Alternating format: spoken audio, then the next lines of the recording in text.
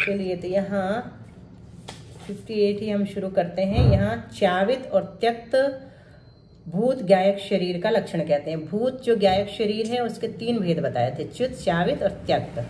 तो जिसमें से च्युत के बारे में बता दिया था और एक गाथा में च्यावित और त्यक्त के बारे में बताया जा रहा है। देख लेते हैं, हो गई होगी तो कोई बात नहीं, फिर से पढ़ लेते हैं भैया और हम पढ़ लेंगे, बाकी लोग नहीं पढ़ेंगे इस गाथा को क्योंकि डाउटफुल है हुई है कि नहीं।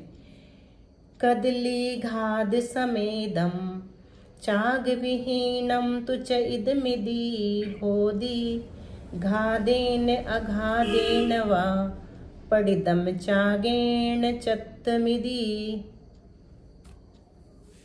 कदली घाद समेदम चाग विहीणम तुच इदमिदी होदी घादेन अघादेन वा पडिदम चागेण चत्तमिदी। कदली घाद समेदम यानी गायक का जो भूत शरीर है वो कदली घाद समेदम यानी कदली घाद सहित नष्ट हो गया हो, परंतु चाग विहीनम यानी चाग यानी त्याग, संन्यास से विधि से रहित हो, उसे चैदम इति उसे च्यावित इति होदी मतलब वह च्यावित शरीर कहलाता है, होता है। गायक का जो भूत शरीर है, भूतकाल का जो शरीर है, पिछले जन्म का जो शरीर है, वह अगर कदली घात समेदम कदली घात सहित नष्ट हो गया हो, परंतु चाग विहीनम संन्यास विधि से रहित हो, उसे च्यावित शरीर कहते हैं। और जो घादेन अघादेन वा कदली घात सहित अथवा कदली घात के बिना ही चागेन पडिदम संन्यास रूप परिणामों से शरीर छोड़ दिया गया हो, उसे त्यक्त कहते हैं। चत्तमिदी पढ़ा हुआ सा लग रहा है, पूछ लिया था हमने। भूत गायक शरीर के प्रकार च्युत, च्यावित और त्यक्त होते हैं। तो च्युत जो है वो संन्यास वर्ण से सहित होता है कि नहीं, बताइए।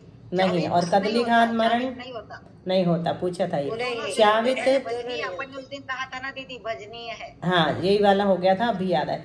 च्यावित भी संन्यास मरण से सहित नहीं होता, लेकिन कदली घात मरण च्यावित में होता है। और त्यक्त में संन्यास मरण होता कि नहीं, होता है। और कदली घात मरण होता है, कदली घात होगी, हो भी सकता और नहीं भी हो सकता। चलिए अब अगली गाथा। भक्त पैन्ना इंगिणी पा उग्ग विहि चत्तमिदी तिविहम भक्त पैन्ना तिविहा जहन्न मध्यम वरायतः। भक्त पैन्ना इंगिणी पा उग्ग विहि चत्तमिदी तिविहम भक्त पैन्ना तिविहा जहर्ण मध्यम वरायतः। तो अब त्यक्त शरीर 3 प्रकार का है। भक्त पैन्ना इंगिणी पाओग्य विहि चत्तम इति तिविहम। भक्त पैन्ना मतलब भक्त प्रतिज्ञा, इंगिनी मतलब इंगिनी मरण, पाओग्य विहि मतलब प्रायोग्य की विधि से, चत्तम यानी त्यक्त शरीर, तिविहम 3 प्रकार का है। उनमें भक्त पैन्ना तिविहा जो भक्त प्रतिज्ञा है वह 3 प्रकार की, जहन्न मध्यम वरा या तहा जघन्य मध्यम तथा वरा यानी उत्कृष्ट के भेद से। ये भी शायद हो गया था, नहीं ये नहीं हुआ था। चलो एक बार फिर से देखिए, मुझे याद आ रहा है। हाँ थोड़ा थोड़ा लग रहा है, फिर भी एक बार और रिवीजन कर लेते हैं, डाउट है सबको। भक्त पैन्ना इंगिणी पाओग्य विहि चत्तम इति तिविहम भक्त प्रतिज्ञा, इंगिनी मरण और प्रायोग्य विधि से मरण। इस प्रकार चत्तम यानी त्यक्त शरीर, तिविहम 3 प्रकार का है। भक्त इनमें से भक्त पैन्ना यानी भक्त प्रतिज्ञा, भक्त यानी भोजन की प्रतिज्ञा, तिविहा 3 प्रकार की है। जहन्न मध्यम वराच जघन्य मध्यम और उत्कृष्ट के भेद से। अब संन्यास मरण के कितने भेद बताए, 3, भक्त प्रतिज्ञा, इंगनी और प्रायोपगमन। प्रायोपगमन अभी नहीं होता, पंचम काल में वो संगना नहीं है कि प्रायोपगमन हो सके। आगे बताएंगे इनके लक्षण भी, तो अपन को समझ में आ जाएगा क्यों नहीं होता।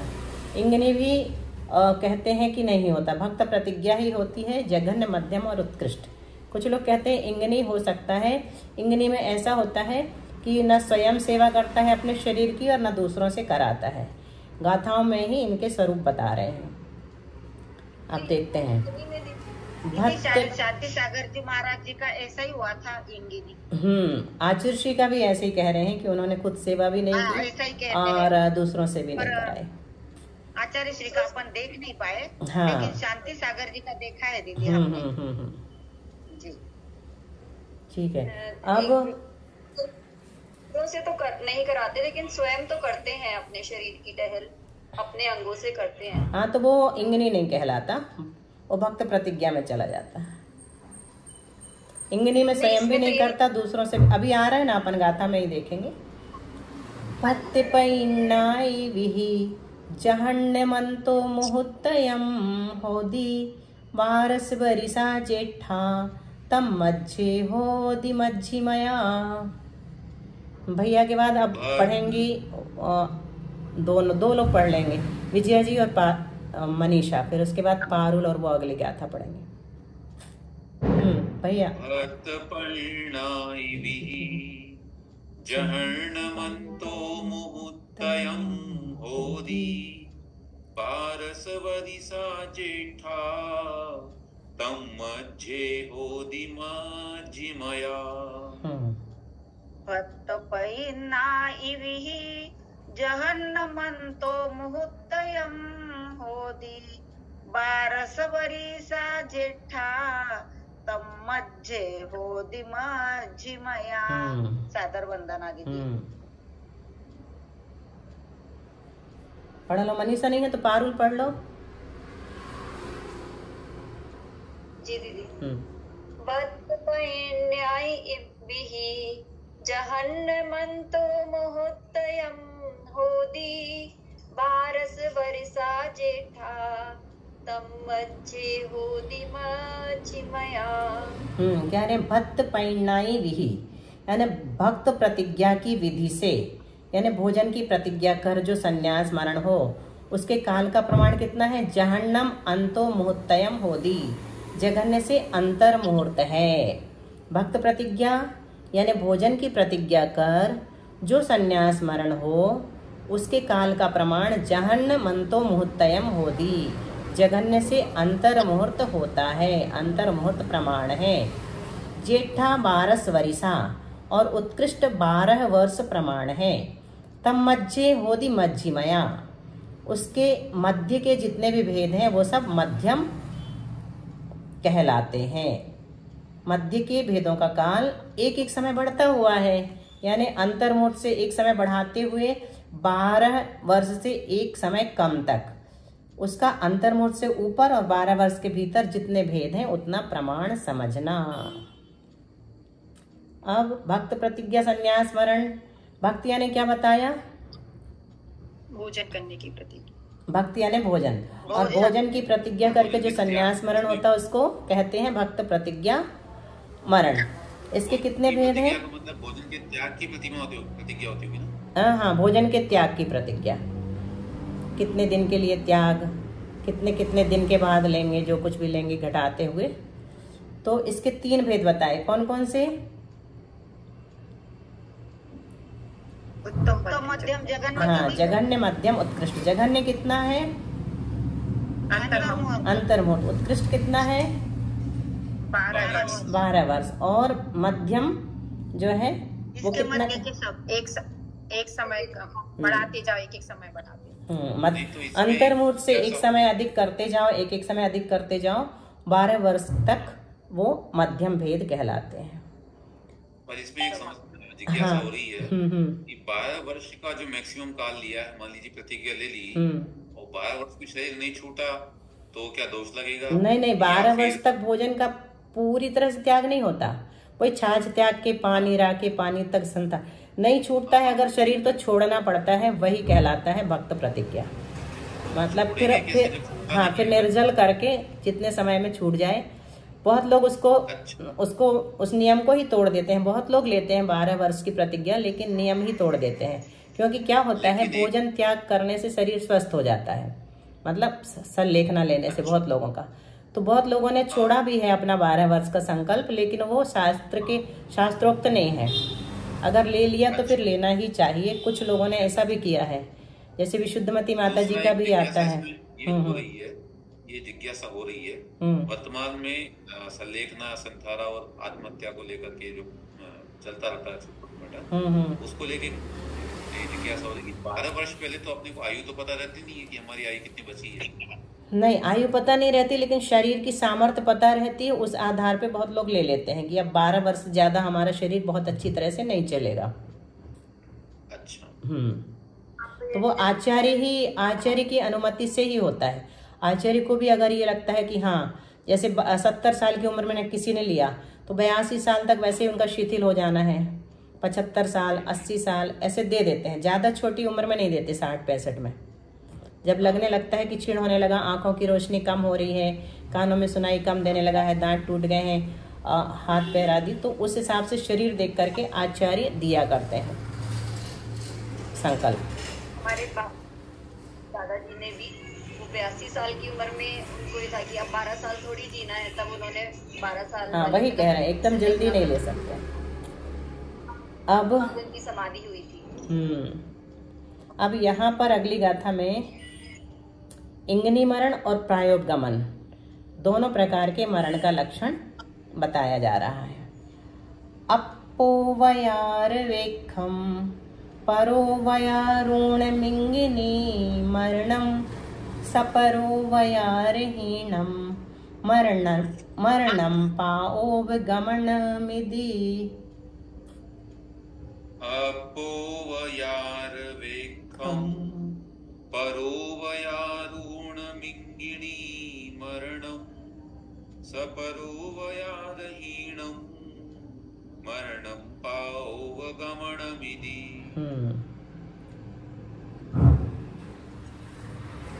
पढ़िए, आप लोग ही पढ़ लीजिए जो भी हैं बाकी के। अपोवयार वेखम परोवयारुण मिंगिनी मरणम सपरोवयारहीणम मरणम पाओवगमनमिति। ये गाथा थोड़ी कठिन है, तो आप लोग भी पढ़ लीजिए। विजया, पारुल, थोड़ी प्रैक्टिस हो जाएगी।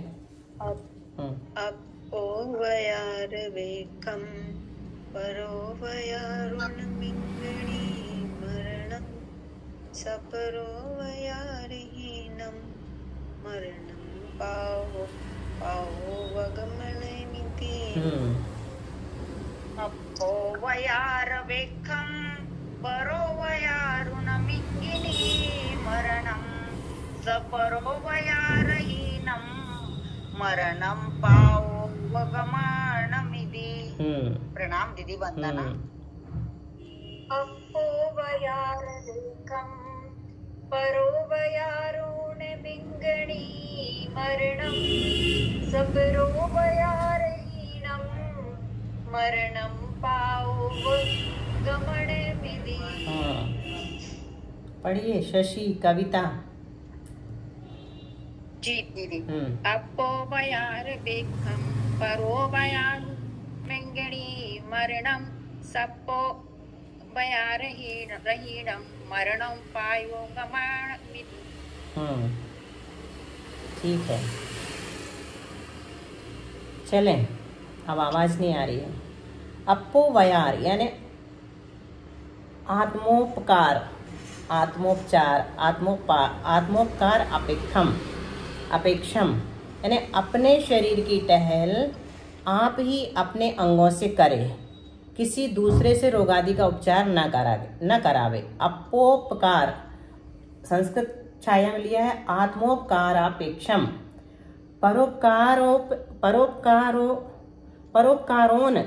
परोपकारोनम इंगनी मरणम, परोपकार से रहित जो है वो इंगनी मरण कहलाता है। और सोपकारहीनम मरणम प्रायोपगमनमिति।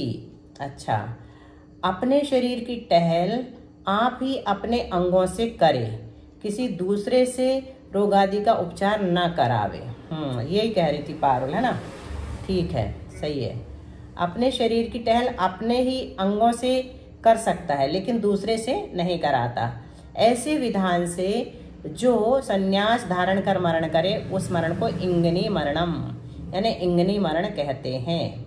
और जिसमें स्वपरोवयारहीनम, सपरोवयारहीनम मतलब स्वपर दूसरों दोनों के उपचार से रहित हो, जिसमें अपने तथा दूसरे के भी उपचार से यानी सेवा से रहित हो, अर्थात अपनी टहल ना तो स्वयं करे और ना ही दूसरों से करावे।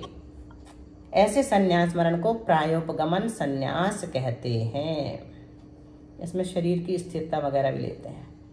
पावोपगमन विधि। अच्छा, इंगनी मरण में क्या होता है बताइए। सेवा स्वयं कर सकते हैं लेकिन दूसरों से नहीं करवाते। दूसरों से नहीं कराता। और प्रायोपगमन में ना स्वयं करता है ना ही स्वयं करता है और ना दूसरों से कराता है। अब बताइए, भक्त प्रतिज्ञा में स्वयं से करता है कि नहीं? कर सकता है ना दीदी, और दूसरों से करवा सकता है। करवा सकता है। इंगनी में स्वयं से करता है, करेगा, दूसरों से नहीं कराएगा। प्रायोपगमन में दूसरे से नहीं कराता है। प्रायोपगमन में करता है ना प्रायोपगमन में स्वयं करता है ना दूसरों से कराता है। अब देखिए, अब यहाँ पर क्या कह रहे हैं, गायक भावी। देखिए, आपने नोटिस किया कि भावी भेद जो है वो 2 बार आया है। कहाँ कहाँ आया है? सबसे पहले गायक शरीर द्रव्य निक्षेप के 3 भेद बताए थे। सुनिए विजया जी, बताइए, आप बताएंगे। द्रव्य निक्षेप के 3 भेद बताइए ना दीदी। क्या आपने क्या पूछा? मैं समझ नहीं मैंने ये पाई। पूछा है कि भावी नाम का जो भेद है वो 2 बार आया है। अपन ने जो भेद पढ़े थे ना, याद है भेद कौन से पढ़े थे? हाँ। द्रव्य निक्षेप के भेद पढ़े थे अपन ने। चार्ट खोला था ना उस दिन भैया ने। तो 2 भेद कौन से द्रव्य निक्षेप के? रिवीजन कर लेते 2 मिनट में। आगम और नो आगम, बिल्कुल ठीक। हाँ बिल्कुल ठीक। इसमें आगम का कोई भेद नहीं है। नो आगम के 3 भेद हैं। कौन कौन से? गायक शरीर, भावी और तद व्यतिरिक्त। ये 9 आगम द्रव्य निक्षेप के भेद हैं। इसको ध्यान रखिए। यहाँ पर एक भेद क्या आया है? भावी आया है, ठीक है। और फिर गायक शरीर के 3 भेद बताए हैं। गायक शरीर के 3 भेद कौन कौन से? वर्तमान और भावी। हाँ, भूत, वर्तमान और भविष्य। तो ये 2 बार आ गया ना भावी। एक भावी द्रव्य निक्षेप और दूसरा भावी नो आगम द्रव्य निक्षेप और तीसरा भावी गायक शरीर नो आगम द्रव्य निक्षेप। ऐसा कहना पड़ेगा, ठीक है, क्योंकि ये दूसरा वाला जो है वो गायक शरीर का भेद है, पहला वाला नो आगम का भेद है। तो दोनों में क्या अंतर है? किसी को समझ में आ रहा है? पहले तो हमने पढ़ लिया कि भूत, वर्तमान और भविष्य में वर्तमान और भावी सुगम है, उनके बारे में कुछ नहीं कहा था ना। भूत में चले गए थे सीधे। च्युत, चावित, त्यक्त बता दिया। भक्त प्रतिज्ञा, इंगनी मरण, प्रायोपगमन, त्यक्त के भेद बता दिए। यहाँ तक अपना हो गया। अब हम फिर से वापस जाएंगे नो आगम के दूसरे भेद में। तो उसका नाम क्या है? भावी। भावी किसे कहते हैं उसका स्वरूप गाथा नंबर 62 में बता रहे हैं, ठीक है। आ गया? क्लियर हो गया कि कहाँ से आया ये भावी? हाँ, एक थोड़ा सा निवेदन जा रहा हमको। ये यहाँ संस्कृत छाया में इन्होंने लिखा है आत्मोपकार। इसकी जगह मुझे मालूम ऐसा लग रहा है कि यहाँ पर आत्मोपचार शब्द लें अगर अपन। हाँ, हमें भी उपचार अच्छा लग रहा है। हमने बीच में बोला भी था उपचार करके, लेकिन उन्होंने उपकार लिख दिया है। हिंदी में आया है। अच्छा, इसमें अपना तथा दूसरे का भी उपचार माने सेवा न हो, हिंदी में लिया है। मालूम पड़ रहा है कि उपचार शब्द ज्यादा उपचार ज्यादा सही है, क्योंकि वो प्राकृत में उपचार ही लिखा है उन्होंने, एक्चुअल में उपकार नहीं लिखा। तो 62 नंबर की गाथा में गायक भावी शरीर के बारे में बता रहे हैं। द्रव्य निक्षेप, गायक का जो भावी, गायक नहीं, हाँ